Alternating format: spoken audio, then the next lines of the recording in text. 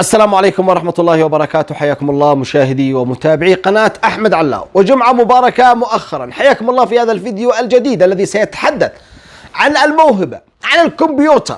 عبد الرقيب اليافعي سافر إلى قطر من أجل مشاهدة مباريات كأس العالم. عاشق لكرة القدم، طبعا ما شاء الله يبلغ من العمر 53 سنة، ولكن يعشق كرة القدم كما يقول من الثمانين. وكان لاعب كورة ويلعب التنس ويلعب العديد من الألعاب، لكن كرة القدم تمشي في عروق دمه، يعني عاشق كرة قدم. والأجمل من ذلك أنه لديه حافظة ما شاء الله داخل عقله كبيرة، يحفظ جميع مباريات كأس العالم وتواريخ مباريات كأس العالم، حتى أبطال أوروبا، أوروبا، العديد من البطولات. طبعا اشتهر خلال هذه اليومين عندما ظهر على قناة الكاس وأصبح ترند. فتحية لقناة الكاس الذي أظهرت لنا هذه الموهبة اليمنية. في برنامج المجلس استقبلوه بحفاوة كبيرة وشجعوه وسألوا ورد عليهم ومدحوه وكرموه أيضا، يعني تشجيع الموهبة. بعد أن صار حديث مواقع التواصل الاجتماعي، استضاف أحمد فاخوري على قناة الجزيرة على أساس يقدم له أسئلة مباشرة للإجابة عليها، ويقدم له كما يقول جائزة تذكرة مثلا مباراة لمنتخب ألمانيا لأنه عاشق لمنتخب ألمانيا. أي موهبة لما تم تستضيفها في أي برنامج ضروري تقدمها للجمهور بطريقة جميلة وبطريقة رائعة، وتظهر الشيء الجميل فيه. الشيء هذا الرائع في المذيع أو الإعلامي أن يقدم الموهبة كما قدموا في قناة الكاس أيضا، وأيضا كما قدموا في قناة الجزيرة صباحا اليوم في برنامج آخر. لكن أحمد فاخوري استضاف من أجل تعجيزه ومن أجل أن يقول للجمهور هذا ليس كمبيوتر، فجاب له أسئلة. طبعا ما رأيكم نتابع هذه الأسئلة؟ طبعا لم يقدمها للجمهور ولم يعرف أكثر على الجمهور، فقط باشر بالأسئلة. تابعوا بس هذا الفيديو. جوجل الرياضة العربية عبد الرقيب اليافعي هو معي الآن في الاستوديو. يقولون أنت تقول عن نفسك يا عبد الرقيب أنك كمبيوتر. نعم صحيح؟ صحيح. طيب أنا أريد لك مني 5 أسئلة.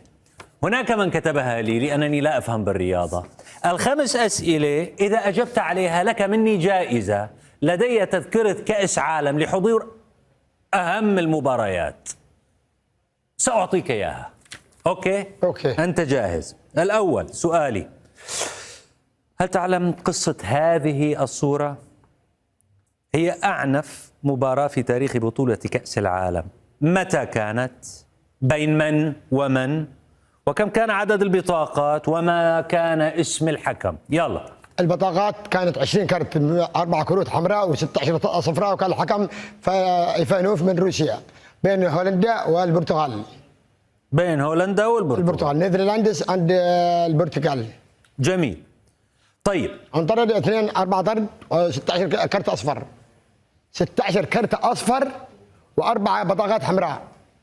أي سنة؟ في عام 2006. يا لطيف. راحت البطاقة. طبعا هذا هو السؤال الأول، إجابته دليل كافي فقط على أن تمدح وتظهر للناس بأنه فعلا موهبة. عندما تسأل عن المباراة وكم الكروت الحمراء والصفراء، على حتى عدد الكروت، يعني عدد الكروت التي رفعت في المباراة، يعني من الصعب أنك تحفظ هذه الأشياء. حتى إنسان يعني الكروت الحمراء والكروت الصفراء، حكم اللقاء، الملعب، قال والله قرحت التذكرة. أجانا السؤال الثاني، قالت تعرف هذه اللقطة لقطة حق مارادونا. نتابع السؤال الثاني. السؤال الثاني: تذكر لمسة اليد هذه؟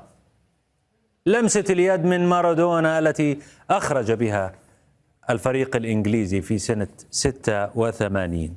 طيب من كان الحكم؟ كان الحكم التونسي علي بن ناصر. جميل. وهذا السؤال ليس السؤال. من كان حكم الراية؟ الراية كان حكم عربي، ولكن الذاكرة قليل. المهم حكم الساعة كان علي بن ناصر، حكم الراية عربي. عربي؟ على ما أعتقد. أوكي، يسعدني أنك خطأت. كان بلغاري اسمه بوغدان دوتشيف. ايوه شيف صح. طيب امشي طيب راحت البطاقة. هذا هو السؤال الثاني. من حكم اللقاء؟ جاوب له التونسي، جاب الحكم، قال لا هذا مش سؤالنا، من هو حكم الراية؟ يا أخي يا عزيزي، المعلق الرياضي وهو معلق رياضي يعلق على المباراة أحيانا ما يذكرش حكم الراية. حكم الراية أحيانا ما يذكرش، هو الأهم حكم الساعة دائما الذي يذكر في كل المباريات. لا بقي انك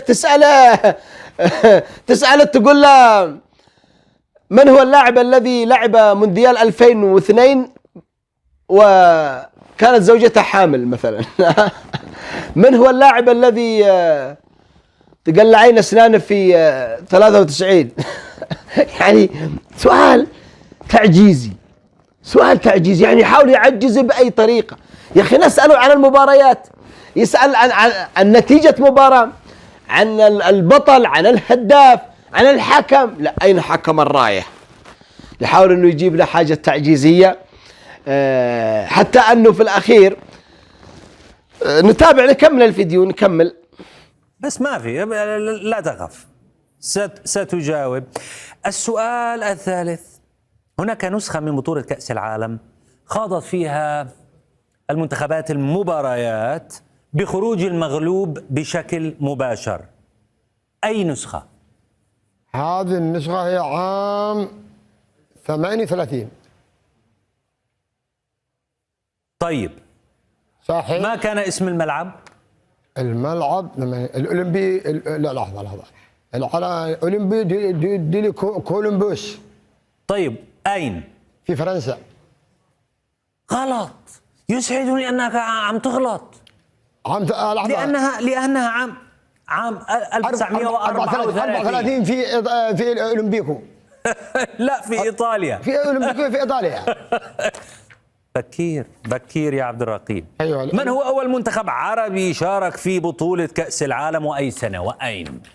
وكان المنتخب العربي المصري أول من شارك في نهائيات كأس العالم عام 1934، وانتهت المباراة 4-2. سجل المنتخب المصري عبد الرحمن فوزي، وهو نفس اللاعب الذي كان سجل في التصفيات 7-0 ضد فلسطين. كل الأهداف سجلها اللاعب عبد الرحمن فوزي. في أي دولة؟ في المباراة أقيمت في دولة، لحظة، ليست لم يلعبوا لا في مصر ولا في فلسطين، في بلغاريا أعتقد أو رومانيا. طيب اتذكر السؤال السابق. لا لحظة، في إيطاليا. إيطاليا؟ لا. يعني صح. يعني لك جائزة مني؟ لا، هذا يعود لك. 3 أسئلة صح. كم جاوب؟ 3 سؤالين بسؤالين، ليس لك جائزة، لكن ربما هي جائزة طردية. هذه هي.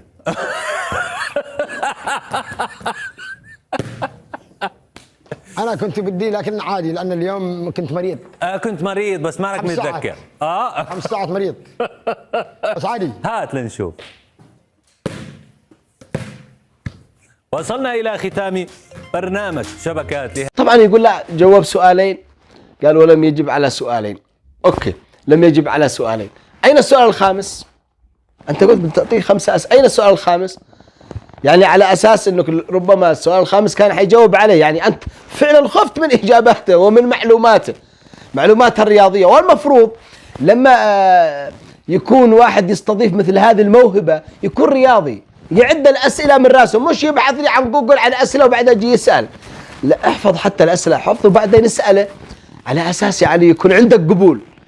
فسقط فاخوري واليافعي فوق، لأنه أظهر موهبته بشكل كبير. وللأمانة يعني تجد ناس مذيعين وإعلاميين حساد، يعني حتى الذي طرح له الأسئلة ربما حاسد، لا يمتلك المعلومات التي يمتلك هذا. الموهبة البسيطة، يعني موهبة بسيطة. فخوري من الإعلاميين الرائعين، ولكن للأسف سقط في هذا اللقاء. فحاول أنه يستصغر من عبد الرقيب اليافعي، أو يحاول أنه يظهر للناس هذا ليس كمبيوتر. ويذكرني طبعا بفيلم محمد هنيدي اللي هو رمضان أبو العالمين. أعتقد لو تابعته عندما دخل الفصل عند الطلاب وأخرج الخبطة وضرب على الماسة، يعني دليل يخوفهم، يعني ناوي على نية. فقام سألهم قال: الخيل والليل والبيداء تعرفني، والسيف والرمح والقرطاس والقلم. قال: من قائل هذه الأبيات؟ ومتى قيلت؟ ولماذا قيلت؟ والأهم من كده ماذا قال بعد أن قاله؟ من القائل؟ وماذا قال بعد أن قال؟ يعني يعجزهم بطريقة. وهذا فاخوري الذي حاول تعجيز اليافعي بكل الطرق. تحياتي لك يا عبد الرقيب، أنت رائع جدا، معلوماتك قوية جدا، ما شاء الله عليك، استمر، ما شاء الله، مخ نظيف، مخ نظيف، نفتخر فيك. يعني في المجال الرياضي والحمد لله صرت ترند، وتصف التذكرة يا شيخ، تصف التذكرة. أنا متأكد أن المغتربين هناك لن يقصروا معه، وسيدخلوا جميع المباريات اللي يريد. وأنا أدعوهم للوقوف مع هذا الموهبة عبد الرقيب اليافعي الذي صار ترند طبعا في اليومين الماضيين، ولنا أن نفتخر به. تحياتي والسلام عليكم ورحمة الله وبركاته.